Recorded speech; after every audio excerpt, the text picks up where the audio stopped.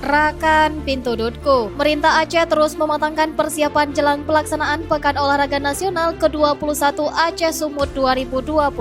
Salah satunya menggait pegiat media sosial untuk mempromosikan event akbar tersebut. Penjabat Sekda Aceh Azwardi menyebut pelibatan para pegiat media sosial dimaksudkan agar memperluas promosi jelang pelaksanaan PON ke-21 Aceh Sumut 2024. Ia mengingatkan seluruh bidang PB PON wilayah Aceh agar bekerja semaksimal dalam mempersiapkan berbagai kebutuhan kejuaraan multi-event tersebut. Selain itu, Azwardi juga mengajak PT Angkasa Pura II selaku pengelola Bandara Internasional Sultan Iskandar Muda Pelang Bintang untuk mendukung upaya promosi PON ke-21. Untuk mendukung promosi PON, Azwardi juga mengimbau PT Bank Aceh Syariah untuk menerbitkan ATM eksklusif berlogo PON ke-21.